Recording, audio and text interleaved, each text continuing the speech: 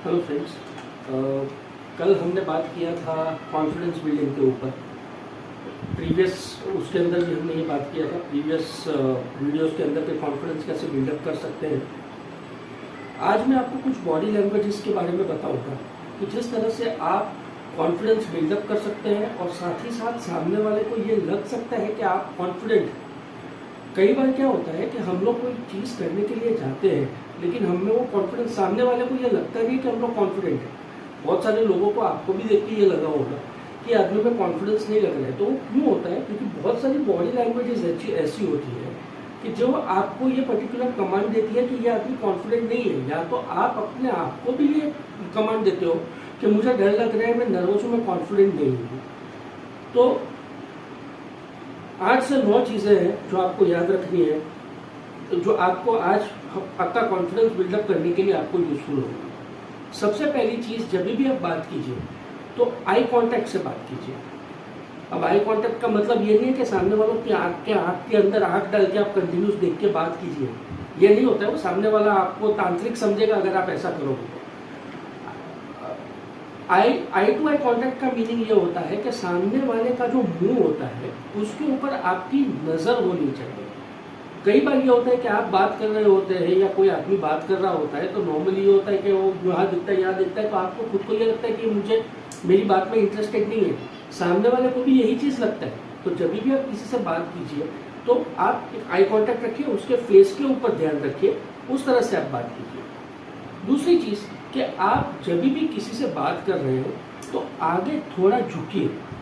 आप खुद देखिए, जब आप किसी से बात कर रहे हैं, अगर वो आदमी पीछे यूं करके बात कर रहा है या ये कर रहा है तो आपको ये फीलिंग आता है कि ये आदमी मेरी चीज़ में इंटरेस्टेड नहीं है।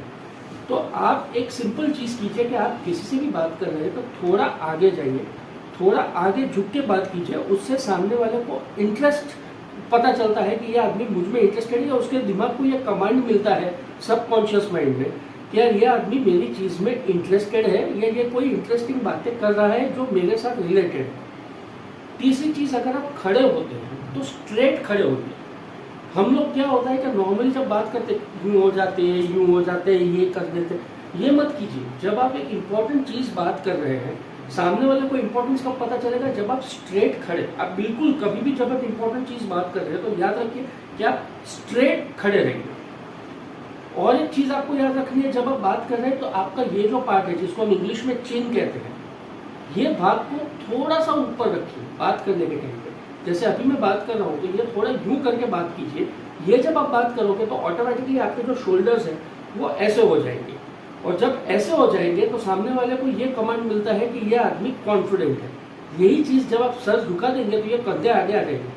यूं करके आप जब बात करेंगे तो वो आपको ये शोल्डर्स भी नीचे आ जाएंगे और आपका कॉन्फिडेंस लगेगा भी नहीं। तो पांचवी चीज जो आपको याद रखनी वो है, आप कोई भी चीज़ अगर आपको मिलती है या ये आपके पास रिमोट है, आपने आप किसी के साथ बात कर रहे हैं, आप किसको हिला रहे हैं या आपने चाबी से खेल रहे हैं या अपने पर्स से, जो भी आपके हाथ में है उसे फिर जब भी आप ये चीज़ करते हैं तो सामने वाले को ये इंस्ट्रक्शन मिलता है कि उसकी बातें या वो आपके लिए इम्पोर्टेंट नहीं है। इसे छोड़ दीजिए। ये 2 हाथ है, मैं आपको दिखा रहा हूँ। यूं करके बैठिए, उसके सामने आपके पास हाथ रख के यूं ही बैठिए और इसी तरह से बात कीजिए। और छठी चीज आपको एक याद रखनी है कि आप अपना पॉकेट्स, वो हम लोग नॉर्मली क्या करते हैं कि किसी से बात करते हैं तो उसके साथ बात करते करते हम लोग अपने पॉकेट के अंदर हाथ डाल देते हैं। बॉडी लैंग्वेज के हिसाब से ये बहुत ही बुरी बॉडी लैंग्वेज है, क्योंकि उसके अंदर आप रिस्पेक्ट नहीं दिखा रहे हो। बहुत सारी बार यह आपको होता है कि अगर आपसे बड़े कोई आदमी है या आपसे ये किसी से आप बात कर रहे हो तो नॉर्मली पॉकेट, लेकिन ये आप कोई भी टाइम पे अवॉइड कीजिए। और आप देखिए, क्योंकि आपका नॉर्मल हाथ जो है, आप जब पॉकेट में हाथ कब जाते हैं आपके, जब आप डिफेंसिव हो जाते हो कोई चीज़ के अंदर। अगर आप डिफेंसिव नहीं होता ना तो आपके हाथ, आप कभी भी मार्क कर लीजिएगा अपने उसके अंदर। आप जब डिफेंसिव हो जाते हो या आप जब घबराए हुए होते हो, आप जब नर्वस होते हो तो आपका क्या होगा, आपके हाथ आपके पॉकेट में चले जाएंगे, क्योंकि ये डर की निशानी है। तो वो चीज़ मत कीजिए, ठीक है। और एक चीज़, आप अपने मूवमेंट्स है उसको थोड़ा स्लो कर दीजिए।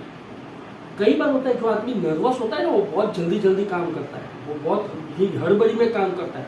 कितनी बार आपने सुना है लोग आपको बोलते हैं इतनी हड़बड़ी क्यों कर रहा है।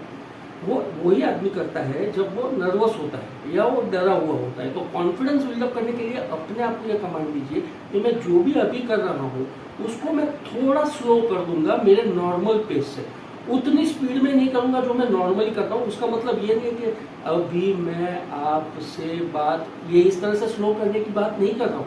आपको आपकी जो नॉर्मल पेस है उसको सिर्फ थोड़ा सा स्लो करना है, जिससे आप सामने वाले को ये चीज बता सकें कि आपके लिए ये चीज इंपॉर्टेंट है और आज की तारीख के अंदर आप जो भी बातें कर रहे हो उसका प्रिसाइज मीनिंग है।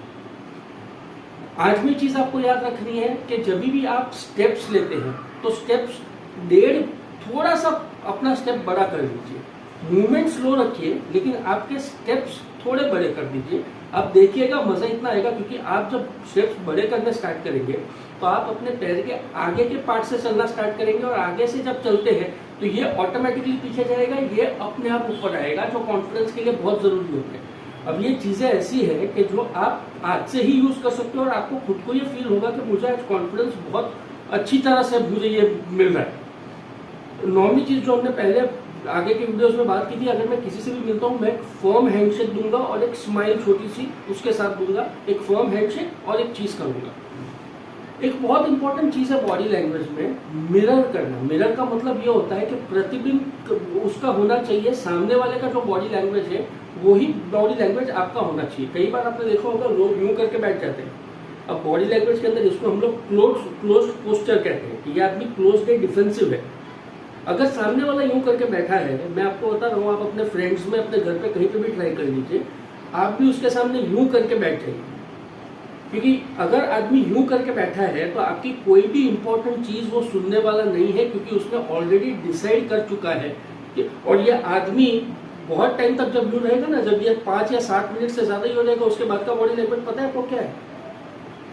इसे कहते हैं अहम ब्रह्मास्मि। अब मुझे कुछ भी बोलूं मुझे उससे फर्क नहीं पड़ेगा। तो जब कोई आदमी यूं करके बैठा हुआ है, बॉडी लैंग्वेज का तोड़ भी बॉडी लैंग्वेज ही है, उसके सामने आप मिरर कीजिए ये चीज, आप भी यूं करके खड़े हो जाइए।